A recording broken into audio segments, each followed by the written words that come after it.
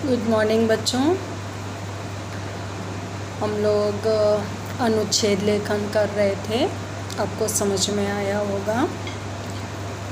ये कोई मुश्किल नहीं है तो बहुत आसान, लेकिन सतर्कता चाहिए थोड़ी सी।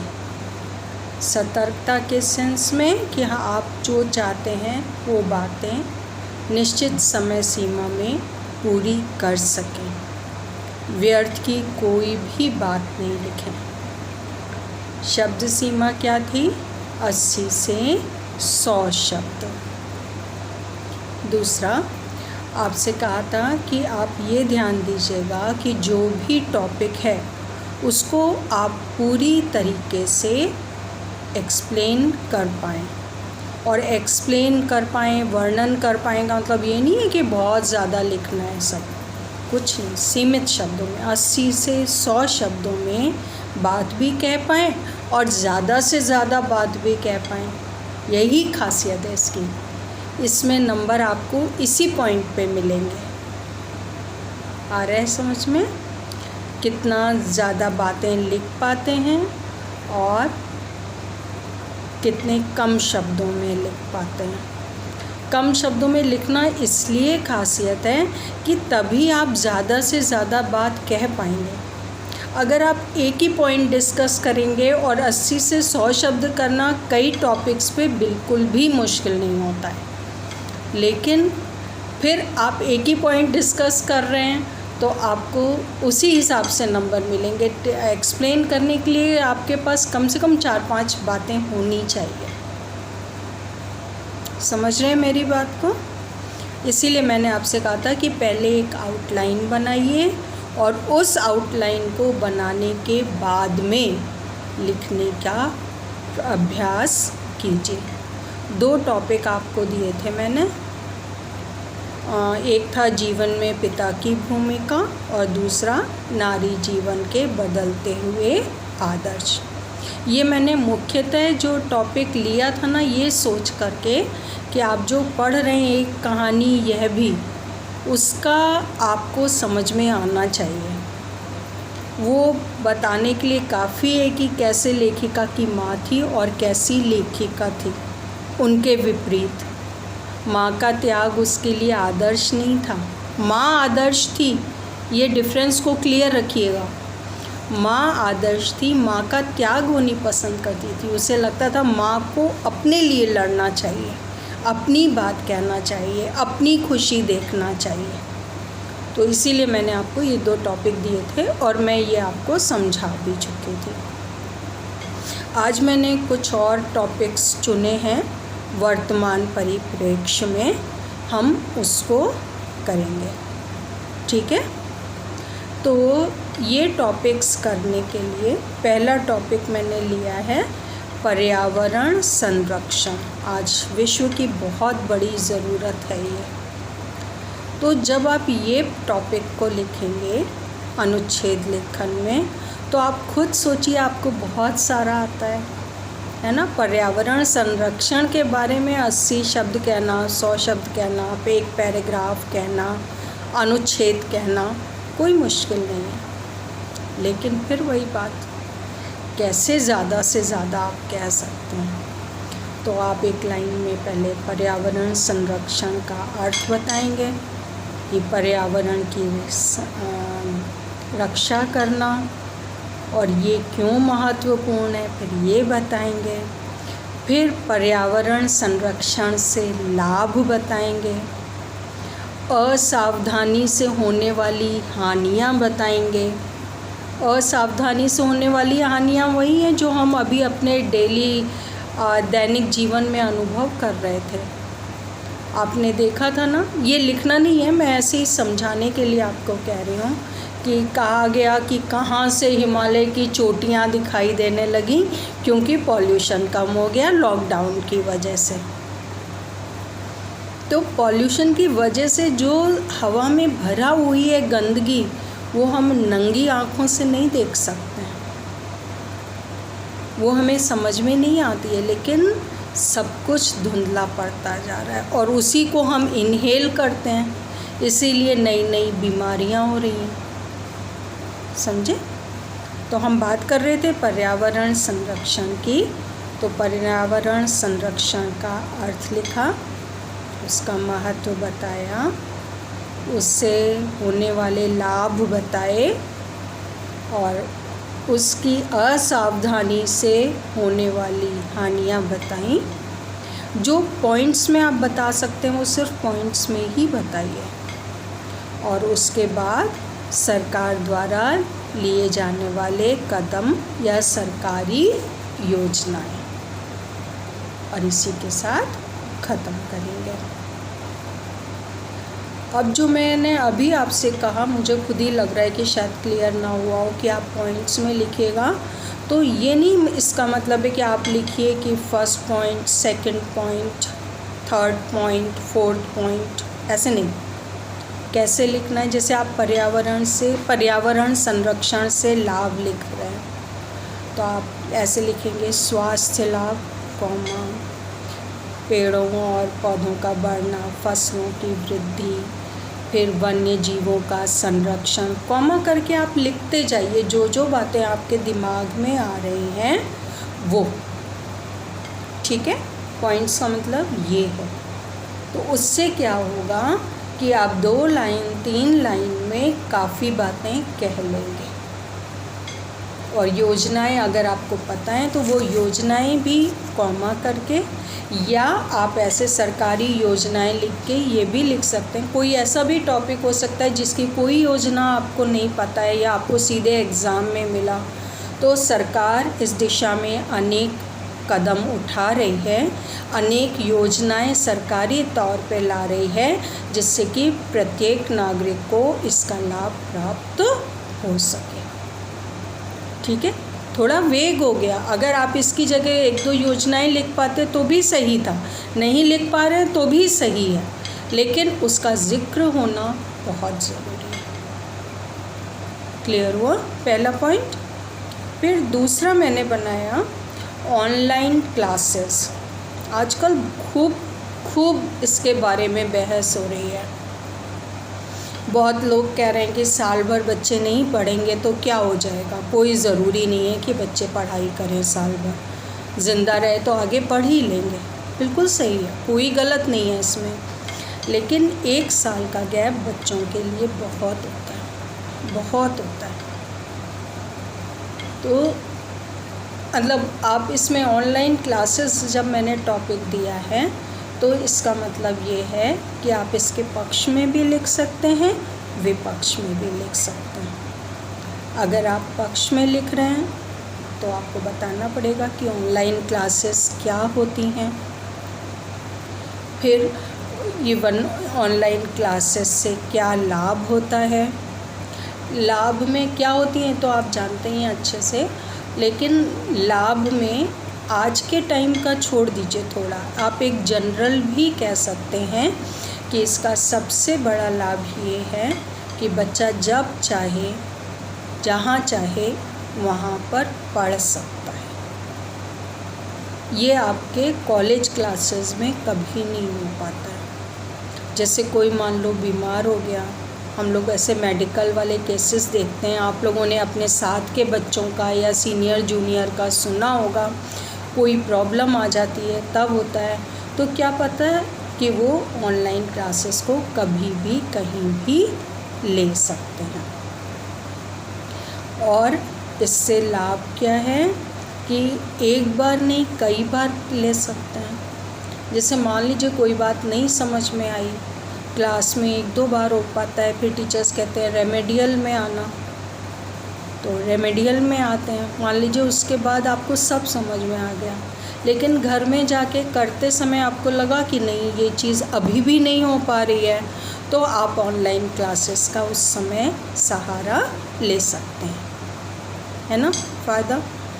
अच्छा, और उसके बाद और क्या कर सकते हैं कि आप लिख सकते हैं कि ऑनलाइन क्लासेस कई ग्रुप्स भी चला रहे हैं, वो कितना फ़ायदेमंद हैं ये आप अपने हिसाब से लिखिए। और फिर वो उससे क्या फ़र्क पड़ रहा है समाज पे, विद्यार्थियों पे, उसके बारे में लिखेंगे। क्लियर हुआ। मतलब मुझे जो लगता है, मैंने आपसे कहा ना शुरू से कि आप पक्ष में भी लिख सकते हैं, विपक्ष में भी लिख सकते हैं, लेकिन मुझे ऐसा लग रहा है कि इसके पक्ष में लिखना ज़्यादा आसान है और ज़्यादा लिखा जा सकता है। ठीक है, मैं जो कह रही हूँ कि आज ऑनलाइन क्लासेस का पक्ष में होना, मतलब जो आप साल भर का आपका गैप कर दिया जाए, अभी ये नहीं पता है कि साल भर का होगा, एक बात मैं खाली कह रही हूँ, तो बच्चों का बहुत नुकसान होता है, दिमाग हट जाता है। आप देखते हैं कि जब तक दबाव नहीं होता बच्चे पढ़ नहीं पाते, बहुत कम, ऐसे 5% 2% मुश्किल से होते हैं जो कैसी भी परिस्थिति में पढ़ लेते हैं और कर लेते हैं, लेकिन मेजॉरिटी ऐसी होती है जो प्रोत्साहन से और गाइडेंस से ही करती है, और 1-2% ऐसे भी होते हैं जो बहुत पीछे पड़ के, डर के मारे, पेरेंट्स से बात करके उसके बाद उनका काम होता है। तो मेजॉरिटी के लिए तो यही है कि अगर इतने दिन क्लास, सोचिए 20-21 मार्च से चल रहा है शायद लॉकडाउन, एग्जैक्ट डेट मुझे नहीं याद है, पर मेरे ख्याल से 21-22 मार्च के पास स्कूल बंद हुआ है, और वैसे हम लोग का 1st या 2nd को खुलना था, लेकिन 1st या 2nd की जगह 15 से ऑनलाइन क्लासेस शुरू हुए हैं, तो या 16 से हुए होंगे, जो भी है। तो आप ये सोचिए कि अप्रैल में ये 2 क्लास हुए और अब जुलाई में हो रहे, जून में आपको गैप दिया गया, असाइनमेंट दिया गया। अगर ये 4 महीने आपके पास कुछ पढ़ने के लिए नहीं होता, तो क्या आपका जो बौद्धिक स्तर है वो ऐसे ही रहता? आपका रूटीन क्या हो जाता? आपको अच्छा नहीं लगता। एक तो आपको इंगेज कर रहे हैं और दूसरा आपको गाइडेंस दे रहे हैं। ठीक है, तो अब आ जाइए ऑनलाइन क्लासेस, ये टॉपिक था, और इसके मैंने कहा था पक्ष में या विपक्ष में लिखिए। तो पहले ऑनलाइन क्लासेस का अर्थ, फिर इससे होने वाले लाभ, फिर इससे होने वाली हानियाँ भी लिख सकते हैं, हानियाँ, और फिर इस दिशा में व्यवसाय, शिक्षा को व्यवसाय ना बनाने दिया जाए, ये हानियाँ हैं। हानियाँ क्या हैं?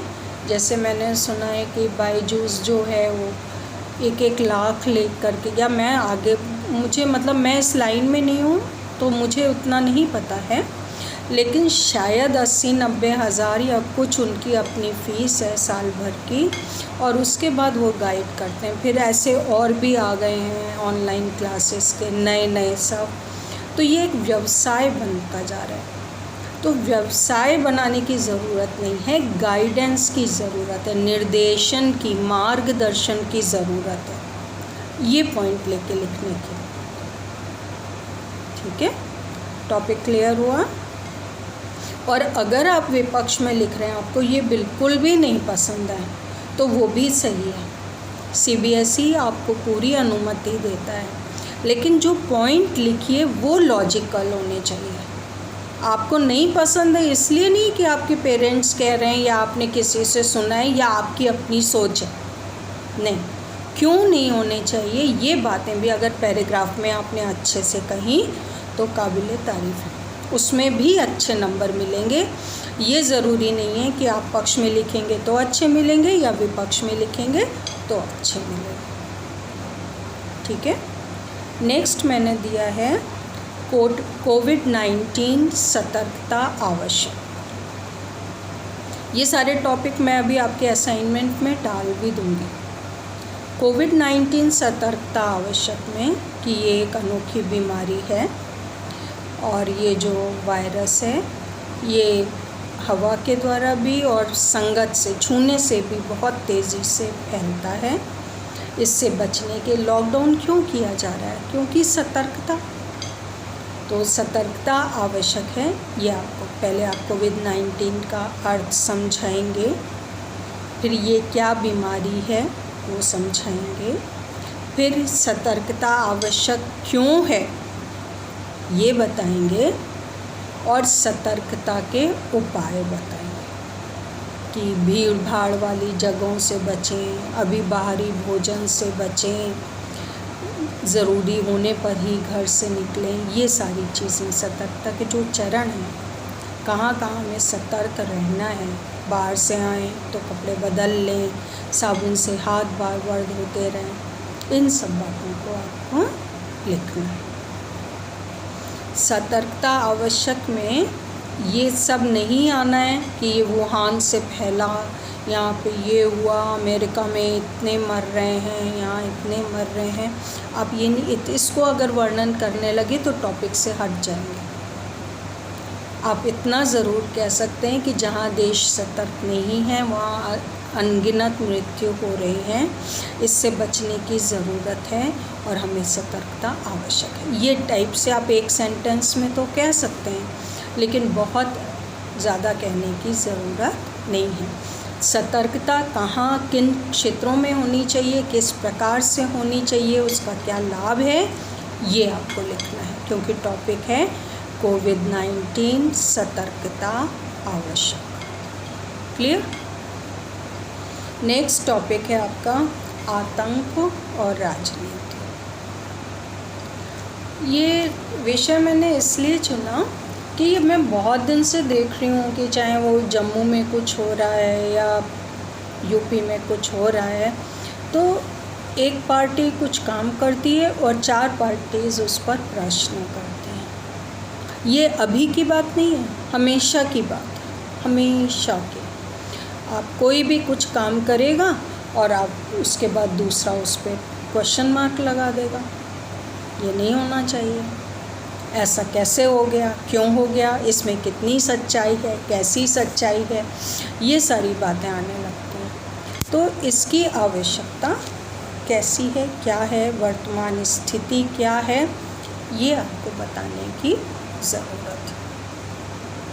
2-3 उदाहरणों के माध्यम से भी समझा सकते हैं कि एक तरह का आतंकवाद हमारे जम्मू कश्मीर में चल रहा है, पाकिस्तान से आने वाला। हमारी सेना सामना कर रही है तो भी लोगों को नहीं पसंद है, नहीं कर रही थी, जब समझौते कर रही थी तब भी लोगों को पसंद नहीं था। तो आतंक और राजनीति में आपको समझाना है कि आतंक के प्रश्न पर राजनीति नहीं होनी चाहिए। आतंक क्या है? गलत तरीके से गलत कार्यों के द्वारा भय फैलाना। हम इस आतंक की बात कर रहे हैं। तो गलत कार्यों द्वारा भय फैलाने का काम किसी को भी नहीं करना चाहिए, पहली चीज़। और जो ये काम करता है उस पर राजनीति नहीं होनी चाहिए।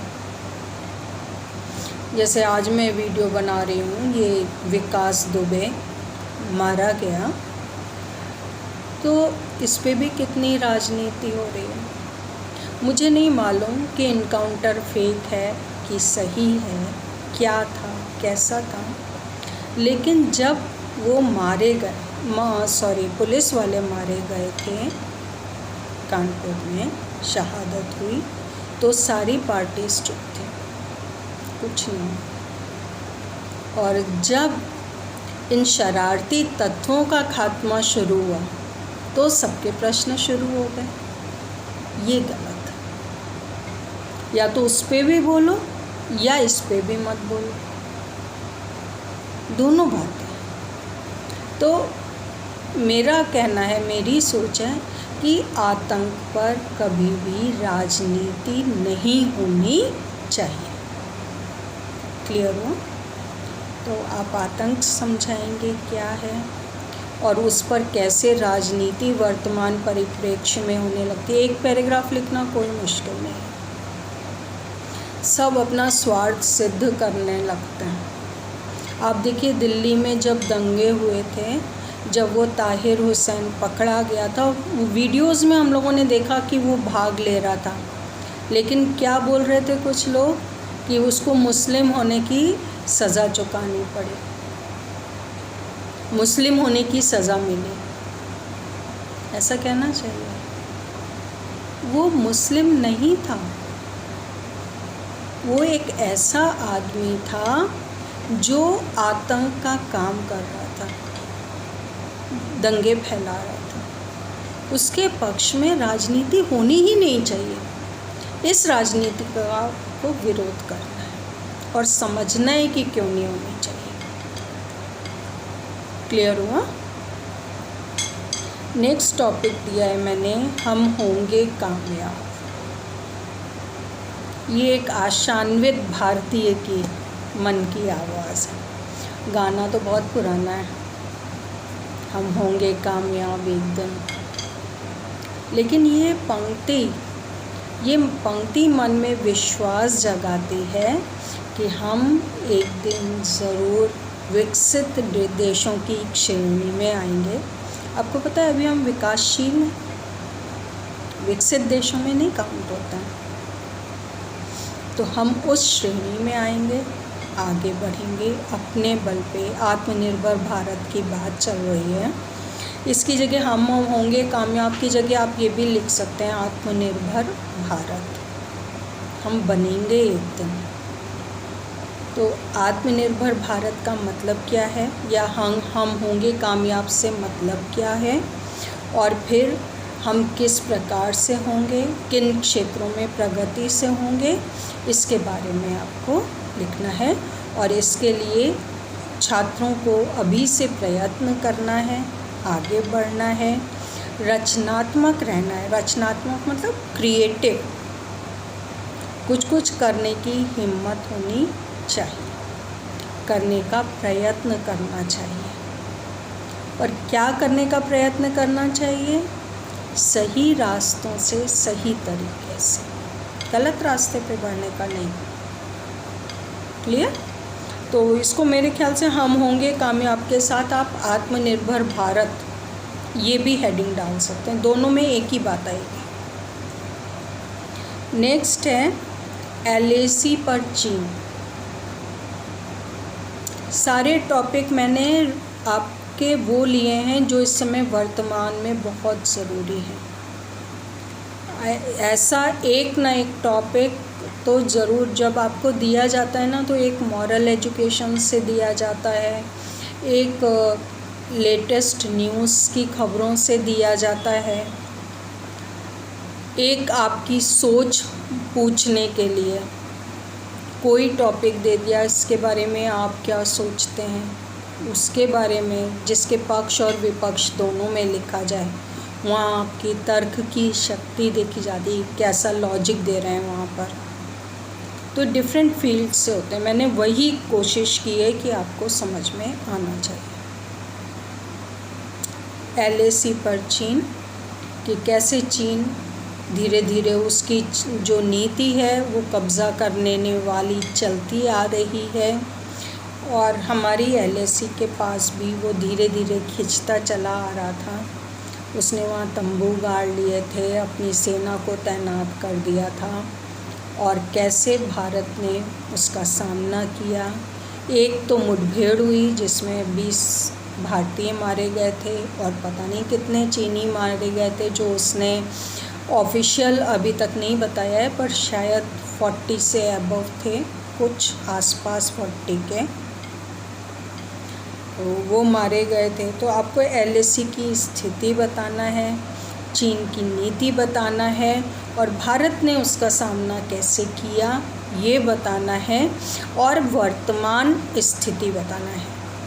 आजकल वो किस प्रकार से उसका सामना, मतलब कैसे वो LAC से पीछे हट गया है। क्लियर? और लास्ट है आपका पाकिस्तान और आतंक। पाकिस्तान और आतंक का मतलब कि जब से पाकिस्तान हमारे देश से अलग हुआ है, वो अपना विकास नहीं देख रहा है, बल्कि भारत को नुकसान पहुंचाने की साजिश, प्रयत्न यही करता रहा है और यही करता चला जा रहा है।